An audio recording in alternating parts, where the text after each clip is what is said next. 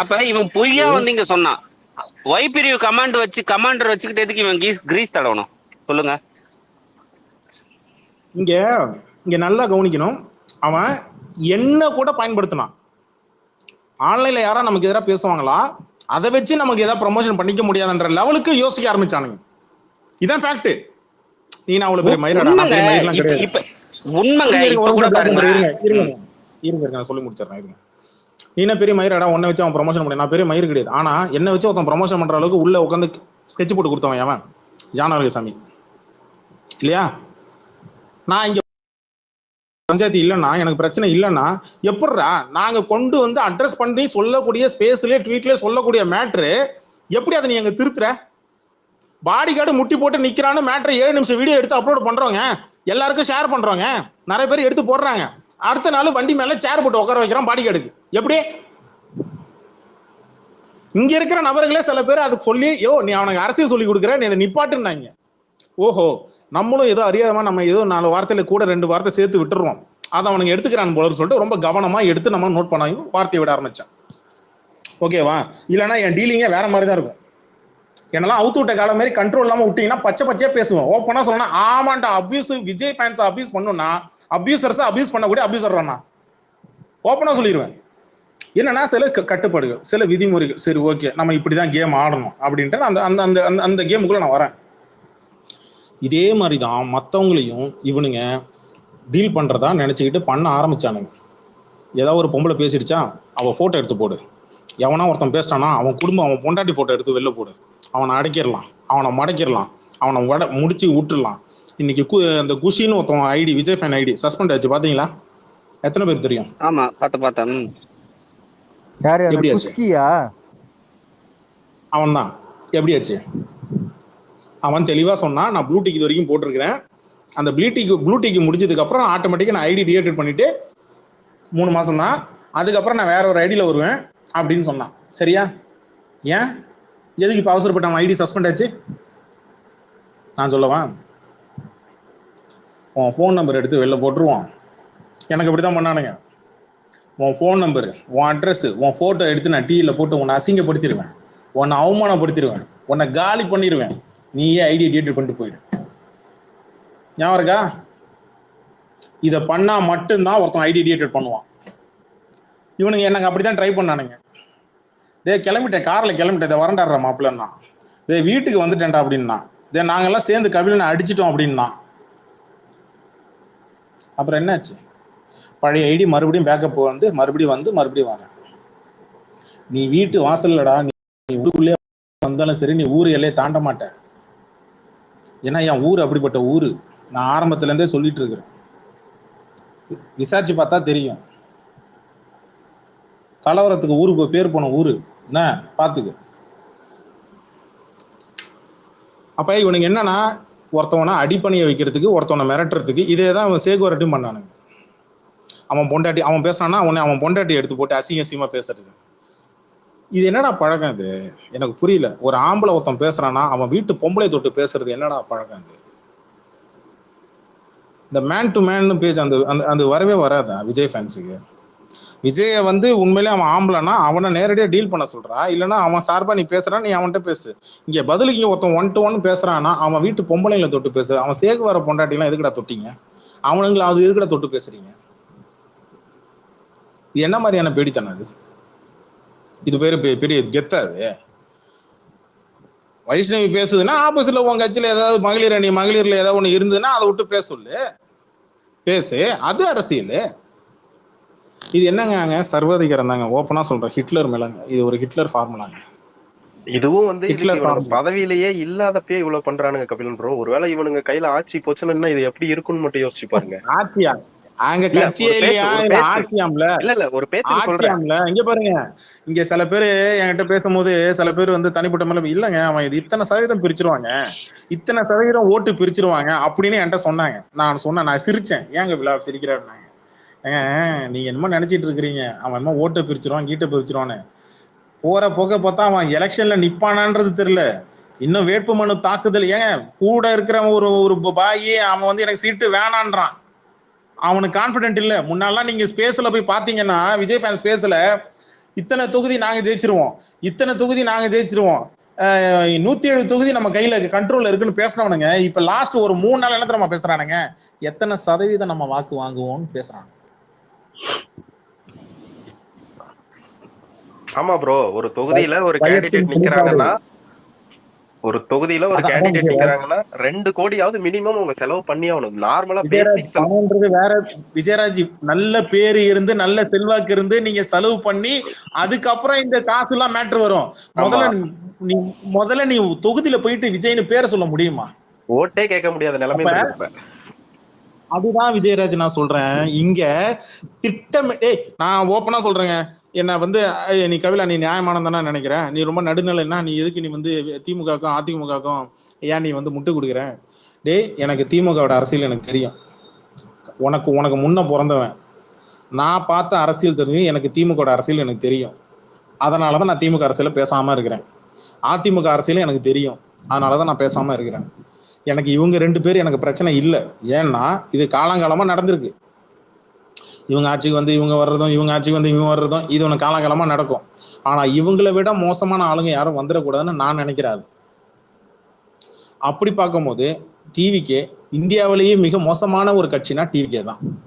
வாட்டாள் நாகராஜ் கட்சியை விட மோசமான கட்சி அவங்க கட்சி. அப்பனா பாத்துக்க, பீகார்ல இருக்கிற அரசியல் கட்சியை விட மோசமான கட்சி. இதுக்கு மேல நான் கம்பேர் பண்ண வேணுமாங்க சொல்லுங்க எனக்கு? பீகார்ல இருக்கிற நிதிஷ்குமாரை விட, இல்ல நான் ஓப்பனா சொல்றேன், பீகார் நிதிஷ்குமாரை விட மோசமான பையன் விஜய். இல்ல கபிலம் ப்ரோ, வாட்டாள் நாகராஜ்லாம் களத்துல இறங்கி போராடுவாங்க. கபிலம் ப்ரோ போராட்டம்னா இறங்கி வேலை பார்ப்பான். அத்தனை பேரை வந்து கூட்டிட்டு ஓடுவான், தெருவா. இவனுக்கெல்லாம் இல்ல மசோடி ப்ரோ, ஃபர்ஸ்ட் எலெக்ஷன்ல போட்டியிட்ட விஜயகாந்தை விட இவன் இன்னும் அவன் நின்றாலுமே ஜெயிக்க மாட்டான். நீங்க வேணா பாருங்க, அவர் களத்துல இறங்கி வேலை பார்த்தவர். அதாவதுங்க ரசிகர் மன்றம் இருக்கும் போதுல சொல்ல மாட்டேன். இனிமேல் தேர்தல் வந்துருச்சு சரிங்களா, ஒவ்வொருத்தரையும் நம்ம விஜயகாந்த் மட்டுமே நீங்க எடுத்து வச்சு பேசுனீங்கன்னா உங்களை கேப்டன் கட்சின்னு சொல்லி முடிவு பண்ணிடுவாங்க. நானும் அடிக்கடி காப்பாத்தி உங்களை விடுறேன், புரியுதா? விஜயகாந்த் நான் கேப்டன் கட்சியே கிடையாது, கேப்டன் பேசுறேன்னா அது காரணம் என்னன்னா இதான். சொல்ல மாட்டேன், நீங்க சொல்றதை விட செயல் காட்டி கொடுக்குது. விஜயகாந்த் மேல அதிக பாசமும் அதிக தீவிரமான பாசமும் ஒண்ணு வெளியில தெரியுது இல்லையா, அதை கண்ட்ரோல் பண்ணுங்கன்ற. ஓகேவா? யாரும் தப்பு சொல்லல விஜயகாந்த். ஆனா விஜயகாந்த் கூட விஜய கம்பேர் பண்ற அளவுக்குலாம் விஜயகாந்த் தரந்தட்டு எல்லாம் போல. அந்த மனுஷன் நல்ல மனுஷன் தான். என்ன மதுரைக்கு உண்டான சாயல், மதுரைக்காரனுக்கான உண்டான ஒரு உடல் அமைப்பு, ஒரு ஒரு ஒரு ஒரு உணர்ச்சி அது விஜயகாந்த் கிட்ட இருக்கும். பொதுவாக மதுரைக்காரங்க யோசிக்காம டப்புன்னு மனசுல இருக்கிற டப்புன்னு உடச்சு பேசிடுவான். அந்த மாதிரி டைப்பு தான் விஜயகாந்த். ஓகேவா? ஆனா இவன் என்னைக்குமே அமுக்கு நீ நம்ப கூடாதுங்க. இந்த பேசாம அவனுங்களை நம்பவே. ஏன்னா அமைதியா இருக்கிறவன் சைலண்டா எல்லா வேலையும் பார்ப்பான். அமைதியா இருக்கிறவன் சைலண்டா எல்லா திருட்டுத்தனத்தையும் பார்ப்பான். அந்த திருட்டுத்தனத்தை பண்றவனை தயவு செஞ்சு நம்ம 4 பேர் ஃப்ரெண்ட்ஸ் இருப்போம், 4 பேர்ல ஒருத்த மட்டும் அமைதியா இருந்தான்னு வச்சுக்கலாம், இவன் வேலை தாண்டா பார்ப்பான். திரும்புவோம் எல்லாம் டக்குன்னு அவனை தான் திருப்பான். அமுக்கமா இருந்துகிட்டு ஃப்ரெண்ட்ஸுக்குள்ளேயே கோல் முட்டி விட்டு அவனுக்குள்ள சண்டையை முட்டி விடுறதுதான் இவனுக்கு வேலையை. அந்த மாதிரி தான் விஜய். எனக்கு ஒரு சந்தோஷம் தான். எனக்கு நான் கிட்டத்தட்ட ஒரு 2 வருஷத்துக்கு முன்னாடியே, நம்ம மாநாடு போறதுக்கு முன்னாடியே நான் சொன்ன மேட்டர் தான். இங்க திமுக என்ன செய்யுது, அதிமுக என்ன செய்யுது, அதை பத்தி எனக்கு கவலை கிடையாது. ஆனா நீ தனியா அரசியல் அனாதையா நீ தனியா நிக்கணும். நாங்க தனியா நின்னா ஜெயிச்சிருப்போம், கூட்டணி வச்சனாலதான் நாங்க தோத்துட்டோம் அப்படின்னு சொல்லக்கூடாது நாளைக்கு வந்து. அதனாலதான் நான் சொல்றேன், நீ தனியாவே நின்று உன் தனி பெரும்பான்மைய காட்டு. நெஞ்சில இருக்கிற மாஞ்சாவை காட்டுறா பாப்புண்டா. உன் மேல காழ்ப்புணர்ச்சி இருக்கு, உன்னை வந்து அடிக்கிறாங்க, ஒதுக்குறாங்க, பிதுக்குறாங்கன்னு சொல்றீங்களா, திமுக சென்ட்ரல் கவர்மெண்ட் எல்லாம் வந்து மிரட்டுறாங்கன்றீங்கள, தாண்டி வெளில வந்து நீ வாக்கு வங்கியை காட்டுறா, அப்புறம் பேசு. அது வரைக்கும் அவனை காப்பாத்த யாரும் வந்துடாதீங்கய்யா. அப்புறம் உங்களுக்கு ஓட்டு வங்கி இருக்கிற ஓட்டு பேங்க் போகும்யா. நீங்க நினைக்கிறீங்க விஜயோட ஓட் பேங்கை வந்து விஜய வந்து நம்ம கூட கூட்டணியை சேர்த்துக்கிட்டா நமக்கு அந்த ஓட் பேங்க் நமக்கு வரும்னு. நீங்க 1க்கு ஆசைப்பட்டு 3 இழப்பீங்க. மறுபடியும் சொல்றேன், 1க்கு ஆசைப்பட்டு 3 இழப்பீங்க. 1 பெருசா 3 பெருசான்றதை நீங்க முடிவு பண்ணிக்கோங்க. ஆனா விஜயோட பர்சனல் ஒன்று சொல்றாங்க இல்லையா, தனிப்பட்ட வாழ்க்கை, தனி மனித ஒழுக்கம். அது என்ன தெரியுமா, எப்படி காங்கிரஸ் இவனை காட்டி காட்டி 25 சீட்டை 28 சீட்டு பிளஸ் 1 மாத்திச்சு. அதான் அரசியல். கரெக்ட். அதான் அரசியல். இவங்களுக்கு என்னன்னா, இவனுக்கு இப்பதான் தெரிய வரும், டேய் நம்ம இங்க சீரியஸா மேட்டர் நம்ம மட்டும் தான் பேசிட்டு இருக்கோம், நம்மளதான் நாம சீரியஸா பேசிட்டு இருக்கிறோம். ஆனா மத்தவங்க நம்மள சீரியஸா பாக்குறது இல்ல, எல்லாம் நம்மளை வச்சு பேரம் பேசுறதுதான். நான் அதைத்தான் ஆரம்பத்துல நான் 1 வருஷத்துக்கு முன்னாடியே சொன்னேன், டே நாயே உன்னை இங்க காட்டி விடுதலை சிறுத்தை, இங்க இருக்கக்கூடிய கட்சிகள், பாட்டாளி மக்கள் கட்சிகள், பிஜேபியோ இல்ல அதிமுகவோ இல்ல காங்கிரஸோ எல்லாம் உன்னை காட்டி உன்னை சீட்டு பேரம் பேசுவானே தவிர, நான் நீ குடுக்கலன்னா நான் அங்க போயிடுவேன், நீ குடுக்கலன்னா அங்க போயிடுவேன், எனக்கு 2 சீட்டு சேர்த்து கொடு, எனக்கு 3 சீட்டு சேர்த்து கொடு. ஆனா உன் பக்கம் ஒரு கட்சி வந்துச்சா பாத்தியா, அவ்வளவுதான் உனக்கு கொடுத்துருக்கிற இடம். அதனாலதான் நான் ஆரம்பத்திலே நான் வேற விதமா சொன்னேன், ஆமாண்டா விஜய் தாண்டா இன்னைக்கு சென்டர் ஆஃப் தி பாயிண்ட். ஆமா, வரக்கூடிய சட்டமன்ற தேர்தலில் விஜய் தான் சென்டர் ஆஃப் தி பாயிண்ட், அதுல மாற்று கருத்து கிடையாது. ஆனா சேர் அவனுக்கு கிடையாது, போட்டி அவனுக்கு கிடையாது. அது அதிமுக திமுக கூட்டணிக்கு தான் போட்டியே. இது நீ மட்டும் இல்ல, உன் அப்பனுக்கு அப்பா வந்தாலும் உன் தாத்தனுக்கு தாத்தன் வந்தாலும் இதை மாத்த முடியாதரா, உன்னால சத்தியமா முடியாதரா அப்படின்னு நான் முன்னாடியே சொன்னேன். இவனுங்க கேட்கல. இவனுக்கு என்ன நினைச்சிட்டானுங்க மசகுட்டி, நம்ம ஏதோ இவனுங்க மேல காண்டிரில பேசுற மாதிரியும், நம்ம ஏதோ இவனுக்கு மேல ஃபேன் ஃபைட்ல ஏதோ வெறுப்புணர்வுல பேசுற மாதிரி இவனுக்கு நினைச்சுக்கிட்டானுங்க. நான் அப்பையில இருந்தே சொன்னேன், டே என்னைக்கு அவன் அரசியல் கட்சி ஆரம்பிக்க போறான்னு நினைப்பு வந்துச்சு அன்னையே நம்ம சொன்னோம். நிறைய ரஜினி ரசிகர் சொன்னாங்க, தேவையில்லாம இந்த ஃபேன் ஃபைட்டை இதோட நிப்பாட்டிக்க, இந்த ரஜினியை தொடுறது, ரஜினி ஃபேமிலியை தொடுறது, அஜித் தொடுறது, அஜித் ஃபேமிலியை தொடுறது, இந்த மற்ற நடிகரோட ஃபேமிலியை தொடுறதெல்லாம் நிப்பாட்டிக்க, இல்லைன்னா பின்னாடி வருத்தப்படுவீங்கடா நான் சொன்னேன். சொன்ன மாதிரி அவன் மாஸ்டர் கதறனா நான் ஸ்பேஸ்ல, நம்ம தேவையில்லாம தொட்டோமோ, தேவையில்லாம நம்ம உட்காந்து நீண்டிட்டோமோ, இப்ப வருத்தப்படுறான் அவன். அதத்தான் கபிலம்புரா நம்ம முன்னாடில இருந்தே சொல்லிக்கிட்டு இருந்தது. அவனுங்க அரசியல் கட்சி ஆரம்பிக்கல, இருந்தாலும் வாக்கு அரசியல்னு வரும்போது எம்ஜிஆர், ஜெயலலிதா, கருணாநிதி அவங்களே எந்த நடிகரையும் தேவையில்லாம பகைச்சதும் கிடையாது, எதுவும் பண்ணதும் கிடையாது. ஏன்னா அவங்களுக்கு ஒவ்வொரு வாக்கு முக்கியம். அது தெரியாம இவனுங்க முட்டாப்பது. இப்ப ஒரு விஜய் ரசிகன் வந்திருக்கான், இப்ப ஒரு விஜய் ரசிகனுக்கு மைக் கொடுத்துருக்கிறேன், சரிங்களா? இப்ப எப்படி அழகா பேசுவோம் பாருங்க. பேர் சொல்லுங்க. இம்மா நேரம் வாய் திறக்கல, இப்போ நான் விஜய் ரசிகனுக்கு மைக் கொடுத்துருவோன்னே பேச சொல்லுங்க. ஏன் நீ பேச போறியா ரெட் டிராகனே? இப்பதாங்க வந்தேன், நீங்க கரெக்டா இது பண்றீங்க, நான் வரேன். என்னங்க நீங்க தம்பி எல்லாத்துக்கும் தப்பாவும் நினைக்காதீங்க. ஏய் அதெல்லாம் போன வாரம் நீ எப்ப இன்னொரு ஸ்பேஸ்ல போய் உட்காந்துட்டு ஷாலினி எனி ஹெல்ப் அப்படி போய் இன்னியா மவனே உனெல்லாம் அப்பவே டிவோர்ஸ் பண்ணியாச்சு. அங்க போக சொன்னது நீங்க தானே. போடே, போக சொன்னது நான் தான், பேச சொன்னது இந்த மாதிரி. இந்த நான் என்ன எதுக்கு போக சொன்னேன், என்ன கேட்க சொன்னேன்? ஏண்டா என்ன இது எப்படி திரும்ப இருக்கு, இந்த கரகாட்டக்காரன் படத்துல உட்காந்து உனக்கு கடைக்கு அனுப்புனா, ஆமா எத்தனை வாழைப்பழம் வாங்க சொன்னா, 2, ஒண்ணு இங்க இருக்கு இன்னொன்னு எங்க, இல்லண்ணா நீங்க வாழைப்பழம் வாங்க சொன்னீங்க ரைட்டு, அதுவும் பசியா இருந்தது, அதுக்கும் ஒண்ணு கொடுத்து பசிக்கு அதுக்கும் ஆரவரப்படுத்திட்டு நானும் ஒண்ணு வாழைப்பழம் சாப்பிட்டு வந்தேனே அப்படின்றான். கடைசியில நான் இங்க விரும்பின உட்காந்துருக்குது. இங்க என்ன திரும்ப மசகுட்டி, இதுல என்ன திரும்ப காமெடி, இவன் சரி இல்லைன்னு பின்னாடி இன்னொருத்தன் போனான்.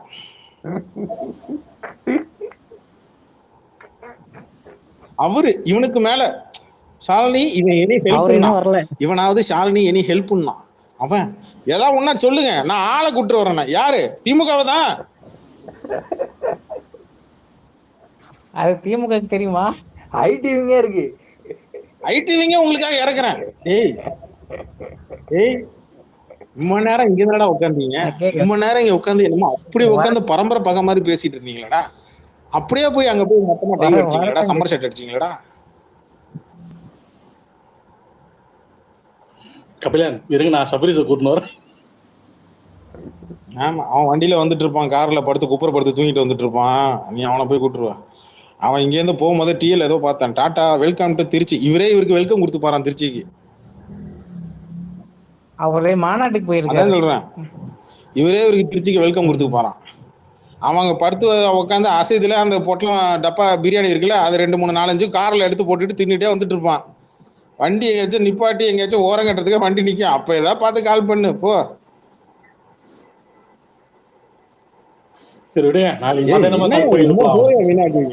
இல்ல இல்ல என்ன திமுக மாநாடு என்ன இம்மா சோறையா வீணாக்குவீங்க? எவ்வளவு சோறு இல்லாதவங்க எல்லாம் எம்மோ பேர் இருப்பான். ஒரு மாநாட்டுல என்ன திங்க முடியாத அளவுக்கு ரொம்ப சமையல் சரியில்லையா? அம்மா சோறு குழிய கொட்டி கிடக்கு டப்பா டப்பாவன். அப்புறம் அவன் கேட்க தானே செய்வான் விஜய் ஃபேனு. எங்களை குறை சொன்னீங்க, நீங்க என்ன இப்படி எல்லாம் சோறை கொட்டி கீழே வீணாக்குறீங்களே, இதெல்லாம் நியாயமான அவன் கேட்க தானே செய்வான். அவனுங்களே அது அவனுக்கு சொல்லி என்ன பிரயோஜனம்? குறை சொல்ற மாதிரி நடந்துக்கிட்டா அப்புறம் கேட்க தான் செய்வானுங்க. நான் அந்த வீடியோ பார்த்தேன் பாலைமல்ல. என்னங்க அம்மோ பொட்டி எம்மோ டப்பா ஏப்பா எவ்வளோ எவ்வளோ சோறை வீணாக்குவீங்க? போட்டதை போட்டபடியே போட்டு அப்படியே போயிட்டீங்க. அன்னத்தை வீணாக்கலாமா? கபிலன் ஜிபேல 25 ரூபா கிரெடிட் ஆயிடுச்சா? இப்போ எனக்கு சாயத்தை பூசு. நியாயத்தை பேசுனா ஏதாவது எனக்கு சாயத்தை பூசிடுங்க. எங்கள் வீட்டில் சாப்பாடு சாப்பிட்டு தட்டில் கொஞ்சம் சோறு இப்படி ஓரமாக இருந்தால் கூட இல்லை இப்போ கொட்டுறதுக்குலாம் நாளைக்கெல்லாம் பட்னி கிடப்படா அப்படின்னு சாபம் விட்டாங்க. சொன்ன மாதிரி நடந்தது. என்ன 5-6 வருஷமா ஒரு நாளைக்கு 2 வேளை சோறு தான் தின்னுட்டு கிடக்குறேன். என்ன சாப்பிடாம இல்லை, சமைக்க சோம்பேறித்தனப்பட்டுக்கிட்டு. அந்த மாதிரி அது ஏதாவது ஒரு இடத்துல நம்ம இப்போ நடக்கும். அன்னத்தை வீணாக்கூடாதுன்னு சொல்லுவாங்க. என்னைக்குமே அன்னத்தை வீணாக்கூடாது. இல்லாத உனக்கு கொடு. உன்னால முடியலையா? முன்னாடி நான் சிதம்பரத்தில் வேலை பார்த்துட்டு இருக்கும்போது மசூட்டி இன்னாகிரேஷன் ஃபங்க்ஷன் நடத்தினானுங்க ஆஃபீஸில். அப்போ தேவைக்கு அதிகமாக இங்கே வந்து ஆன்லைனில் வச்சு சமைச்சிட்டானுங்க. பிரியாணி அது இதுன்னு சொல்லிட்டு எக்கு பப்ஸு சிக்கன் பப்ஸு என்னமோலாம் வச்சுட்டானுங்க. நிறைய மீந்து போச்சு. நானும் இந்த கமாடிட்டி சீனியர் மேனேஜர் ஒருத்தர் இருந்தார். அவரும் நானும் உட்காந்து 10 மணி உட்காந்து பேசிகிட்டு இருந்தோம். ஏன்னா 10 மணிக்கு மேலே ஆஃபீஸை க்ளோஸ் பண்ணிவிட்டு அப்புறம் ஒரு பார்ட்டி அதுக்கு ரெடி ஆகிட்டு இருந்தோம். நான் பார்த்தேன், இதெல்லாம் என்னங்க பண்ணுறது போகிறீங்க? எம்ம தான் சாப்பிடுவது, என்ன கிரைண்டரா அப்படின்னா. சரி என்ன பண்ணலான்னு அவர் சொன்னார், எனக்கு தெரிஞ்சு அங்கே ரோட்டில் அந்த பக்கம் இருப்பானுங்க, அப்படியே அந்த சன்னதி வாசல்லாம் படுத்துருப்பானு, அப்படியே ஒரு ரவுண்ட் அடித்தோம்னா கபிலா போய் கொடுத்துட்டு வந்துடலாம். வண்டி எடுக்கிறியா அப்படின்னா. எடுக்கிறேன் அப்படின்னா. எடுத்தோம். எல்லாத்தையும் கட்டு பேக் பண்ணு. அப்படியே போனோம். 9 மணி ஆச்சா 9 ஆச்சா, அப்படியே எல்லாருக்கும் அப்படியே ஒரு பெட்டி அப்படியே கொடுத்துட்டே வந்தோம். கையில் மொத்தமாக முடிச்சுது. அப்படி கொடுத்துடணும். அதெல்லாம் வச்சுக்கிட்டு என்ன போச்சு? சாப்பாடெல்லாம் வந்து மணிக்கணக்கு தாங்க. ஒரு நேரத்துக்கு மேலே அந்த சாப்பாட்டுக்கே மரியாதை கிடையாது. கெடாத வரைக்கும் தான் அது. கெட்டு போச்சுன்னா அப்புறம் அதுக்கு மரியாதையே இல்லை. நாய் தான் சாப்பிடணும். நாய் கூட எம்மோ திங்கும்.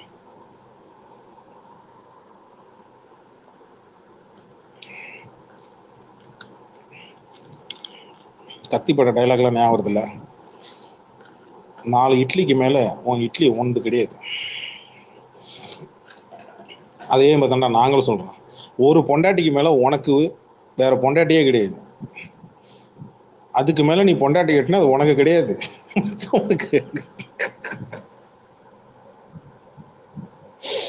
இருக்கிறதே அவனுக்கு கிடையாது. அவனுக்கு 8வது 9வது அப்படிங்கிறாங்க. கணக்கு ஏறிக்கிட்டே போகுது. இல்ல இல்ல இல்ல உனக்கு வந்து இல்ல, உடம்பு ஹெல்த் எல்லாம் நல்லா இருக்கிறவனுக்கே ஒரு பொண்ணு கிடைக்க மாட்டேங்குதான். இந்த நாய்க்கு பால்வினை நோய் என்னென்னமோ நோயெல்லாம் இருக்குன்னு வேற போடுறாங்க. இவனுக்கெல்லாம் வந்து இவ்வளோ மட்டமான டேஸ்டா இருக்கு.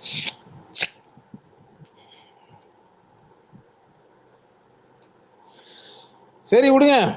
நாகூர் பிரியாணி இங்க இருக்கிற ஒரு நாய்க்கு தான் கிடைக்கணும்னு ஒரு அவசியம் இருந்தா என்ன பண்றது மசகுட்டி? அது நாகூர் பிரியாணி கூட இல்லைங்க. என்னன்னு நாகூருக்கு லோக்கல் பிரியாணி தான். அது பிரியாணி கூட கிடையாது. அது என்ன சொல்றது, அது கெட்டு போன தயிர் சாதம். கெட்டு போன தயிர் சாதம்டா, கெட்டு போன தக்காளி சாதம்டா.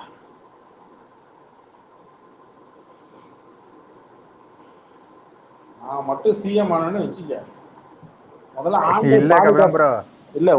ஆண்கள் பாதுகாப்பு சட்டம்னு ஒண்ணு கிரியேட் பண்ணிடுவேன். சத்தியமா சொல்றேன், ஆண்கள் பாதுகாப்பு சட்டம்னு ஒண்ணு புதுசா ஒண்ணு கிரியேட் பண்ணிடுவோம். இல்ல சீரியஸா சொல்றேன், ஆண்கள் பாதுகாப்பு சட்டம்னு ஒண்ணு கிரியேட் பண்ணிடுவேன்.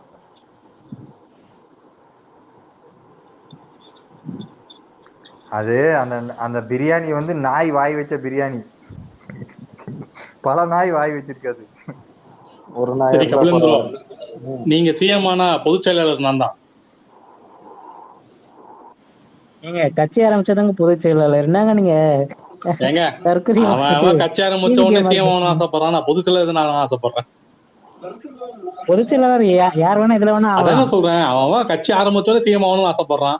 நான் அட்லீஸ்ட் பொதுச் செயலாளர் தான் கேட்கிறேன். அப்படி இல்லையா பொருளாதார போஸ்டாவது கொடுங்க. பொருளாதார போஸ்ட்னா காசு இவரு பரவாயில்ல, மொத்தமா நான் பண்றேன், நீங்க வாரி கொடுங்க. தின்னுட்டு இல்ல இவரு மொத்தமா கட்சி காசு எல்லாத்தையும் ஆட்டையை போட்டு நேரா கிளம்பி மலேசியாவுக்கு போயிட்டு போய் அங்க போய் கோவால போய் உட்காந்துக்கிட்டு கும்மி அடிக்கலாம் பாக்குறியா? மலேசியால பேங்காக். அதெல்லாம் கிடையாது. கட்சி ஆரம்பிச்சாச்சுன்னா கட்சி நான் தான், பொதுச்செயலாளர் நான் தான், பொருளாளர் நான் தான். சரி, துணை பொதுச் செயலாளர் போஸ்ட் கொடுங்க. ஏன் உனக்கு உனக்கு இந்த இந்த இளைஞரணி செயலாளர் ஏன் இதெல்லாம் உங்களுக்கு எல்லாம் இந்த வட்டம் மாவட்ட செயலர் இதெல்லாம் ஆவாதான்? ப்ரோ நான் ஆல்ரெடி காரணம் சொல்லிட்டேன். ஒருத்தன் கட்சி ஆரம்பிச்சு உடனே சிஎம்ங்கிறான். நான் போஸ்டிங் தான் கேக்குறேன். நான் ஒன்னும் சிஎம் ஆகணும் அரசியல் தெரியாத அந்த நாயே சிஎம் போஸ்டுக்கு ஆசைப்படும் போது அரசியல் தெரிஞ்சவன் நம்மளாம் ஆசைப்பட என்னடா தப்பு இருக்கு? எதற்கு வேணாலும் ஆசைப்படு, எதற்கு வேணாலும் ஆசைப்படு. பாலகுமாரன் யார் சொல்லியிருக்கிறா? வள்ளுவன் சொல்லியிருக்காரா இல்லையா? சரிங்க. இந்த கோப்பாசேவா கொள்கை பரப்பு செயலாளரா? அதுக்கு அதுக்கு எனக்கு தெரிஞ்சு ஒரு நல்ல ஆள் இருக்காரு. யாரு? ரிஹானா? கொள்கை பரப்பு செயலாளர் என்ன தெரியுமா அவரை சொல்ல மாட்டேன். அடிங்கோ யாராவது உங்க கட்சி கொள்கை என்ன அடிங்கொம்பன்னு பேசி விட்டு இதாண்டா கொள்கை வச்சுக்கலாம். அதனால வேலைக்கு ஆகாது. நம்ம ஏன்ப்பா சிஎம் நம்ம சிஎம் நம்ம கொண்டு வர திட்டத்தை யாராவது கொண்டு வந்தப்போ ஒன்றும் இல்லை. ஆண்களுக்குன்னு ஒரு தனி சட்டத்தை கொண்டு வாங்க, ஒரு பாதுகாப்பு சட்டத்தை கொண்டு வாங்க. பெண்களுக்கு எவ்வளோ பாதுகாப்பு சட்டத்தை கொண்டு வந்துட்டீங்க, ஓகேவா? ஆனால் அதை மிஸ்யூஸ் பண்ணாமல் பார்த்துக்கிறதுக்கு ஒரு சேஃப்கார்டு, ஒரு ஷீல்டு மாதிரி ஆண்களுக்கு தேவைப்படுது. ஒரு பிளாக்மெயில் பண்ணுறதுக்கோ இல்லை சோஷியல் மீடியாலேயோ இல்லை தனிப்பட்ட முறையில் ஒரு ஈஸியாக ஒரு ஆணை பிளாக்மெயில் பண்ணி த்ரெட்டன் பண்ணி அவங்ககிட்ட இந்த பணத்தை உருவறதுக்கு வேலையை பார்க்குறாங்க இல்லையா? ஸோ அந்த அளவுக்கு ஒரு டிஃபெண்ட், தனக்கு ஒரு டிஃபெண்ட் ஒன்று இருக்கணுன்றது ஒன்று. இதுதானே இப்போ சமத்துவம்? இதுதானே சமத்துவம்? எல்லா ஆணுக்கும் பின்னாடி ஒரு பெண் இருக்கும்ல. அப்போ இந்த ஒரு ஆண் பாதிக்கப்பட்டாலும் அந்த பெண்ணும் வாழ்க்கையும் பாதிக்கப்படும். அது ரைட்டு தான் கபிலம் ப்ரோ. ஆனா அது இப்போ 90% காலம் மாறிட்டு இருக்கு 80% மசுகுட்டி. காலம் மாறிட்டு இருக்கு மசுகுட்டி. அதுக்கேற்ற மாதிரி ஆண்களுக்கும் எல்லா டைமும் ஆண் பலமா இருக்க மாட்டான், ஓகேவா? அவனுக்கும் வீக்னஸ் பாயிண்ட்லாம் இருக்குல்ல. இப்போ விஜய்க்கு வீக்னஸ் எதுன்னு சொன்னா நீங்க எது சொல்லுவீங்க? பொம்பளைன்னு பேப்பர்ல எழுதி வைங்க, அவன் அதை 3 நக்குவான் அந்த பேப்பருக்கு. இல்ல சொல்ல வந்தேன், சரி விடு. நீங்க பொம்பளைன்னு மட்டும் அவன் பேப்பர்ல எழுதி வைங்களா முன்னாடி. அவன் உட்காந்து டாஃபி ஒன்றும் இல்லைங்க, அவன் டைனிங் டேபிள் டிஃபன் சாப்பிட போவான். டைனிங் டேபிளில் அந்த கிரானைட் கல் இருக்குல்ல, விமன் அப்படின்னு எழுதி வைங்களேன். அப்படியே இந்த முனி படத்துல ஒரு சொட்டு ரத்தத்தை இப்படி போட்ட உடனே ஸ்கோவைசர்ல அந்த பக்கம் திரும்ப ஒரு நாக்கு அப்படி நக்கிட்டு போயிடும் தெரியுமா? பேயோட நாக்கு ரத்தத்தை அந்த ஒரு சொட்டு நக்கிட்டு போயிடும், பார்த்துருக்கீங்களா? அந்த மாதிரி பொம்பளைன்னு எழுதி வச்சிங்கன்னா அந்த போட்டு வரக்குன்னு நக்குவான் அவன் போட்டு. அப்படிப்பட்ட ஆள் அவன். எனக்கு என்னமோ ஞாபகம் இருக்கா அந்த அம்மா இந்த சொத்து குவிப்பு வழக்கு கேஸ் கேக்குதா? கேக்குது பேசுங்க. இல்ல இந்த சொத்து குவிப்பு வழக்கு கேஸ் வரும்போது சன் டிவில லைவா டெலிகாஸ்ட் பண்ணாங்க. இந்த சொன்னாங்க, நான் பார்த்ததில்ல.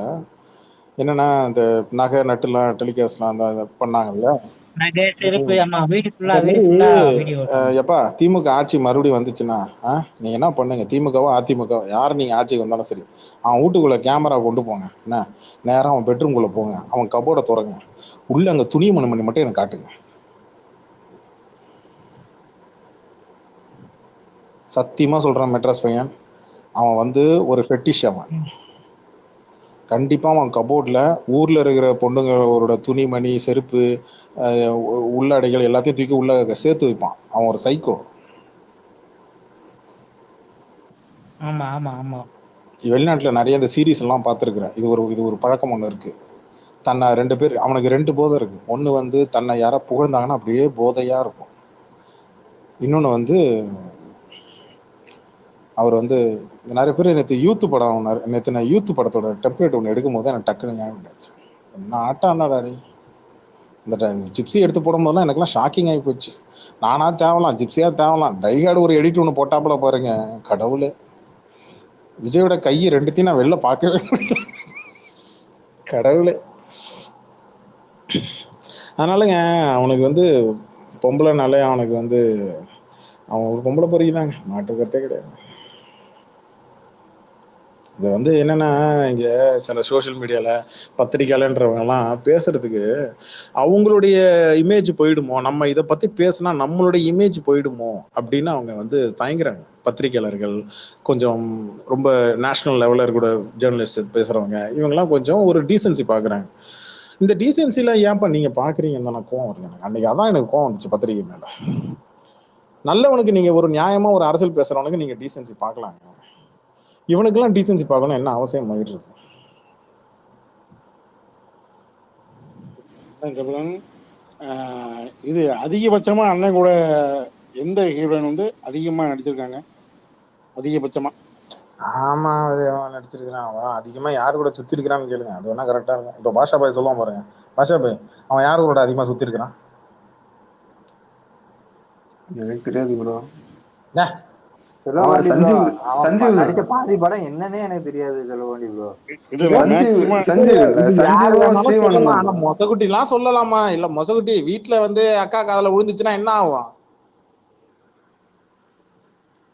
நான் வெளிய பால்கனில உட்கார்ந்து தான் பேசிட்டு இருக்கேன். பாருங்களேன், மேக்ஸிமம் நல்லா பாருங்க, 4 படம் அடிச்சிருப்பாரு. என் கூட பழகின பழக்கத்துக்கு ஒரு மனுஷனால வீட்டுக்குள்ள உட்காந்து பேச முடியாம கார் பார்க்கிங்ல உட்காந்து பேசிட்டு இருக்காருன்னா கொஞ்சம் யோசிச்சு பாருங்க. ஏன்னா எந்த அளவுக்கு இப்பதான் புரியுது என் ஸ்பேஸ்ல யாரும் ஏன் மைக்க வாங்க மாட்டேங்கிறீங்கன்னு. உன் கூட பேசி என் குடும்பம் வந்து என்ன ஒதுக்கி வைக்கிறதுக்கா இவன் கூட சேராதீங்க. இந்த சொல்லுவாங்கல்ல இந்த ஸ்கூல்லாம், இந்த பையன் கூட சேராத, இவன் பேச்சை விடு, அந்த மாதிரிதான். இல்ல கண்டிப்பா இத சொல்றாங்க கபிலம் ப்ரோ. இதெல்லாம் 4 நாளா சொல்லிட்டு இருக்காங்க. உங்க புருஷனுக்கு வாயில விரல வச்சா கூட கிடைக்க தெரியாது, நாங்க தான் வந்து கெடுக்கிறோம். இல்ல புரியல. இல்ல இப்போ ஒரு வீடியோ டேக் பண்ண சாட்ட வீடியோ, அதை வந்து 2 பேரை மட்டும் விட்டுட்டேன், மொசக்குட்டியை விட்டுட்டேன். போட்டு டேக் பண்ணிருக்கணும். என்னமோ உங்க வீட்டு புருஷனுங்கெல்லாம் ஒண்ணுமே தெரியாத மாதிரியும் நான் தான் ஸ்பேஸ் போட்டு உங்களை எல்லாரும் கெடுக்கிற மாதிரியும். பாஷா பாய் சொல்ற, பாஷா பாய் நானா கெடுக்கிறேன்? ஆமா, இதே ரெட் டிராகன் மட்டும்தான் ஒரு துரோகி இருக்கான்னு நினைச்சேன்.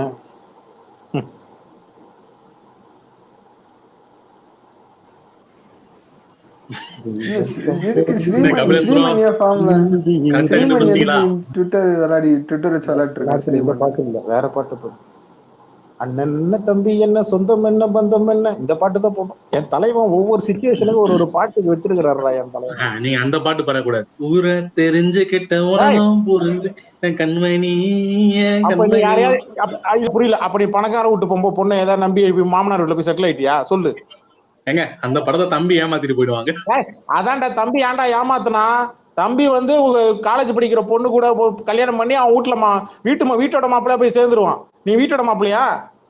வாங்கடா, பொண்ணும் கிடையாது வீடும் கிடையாது.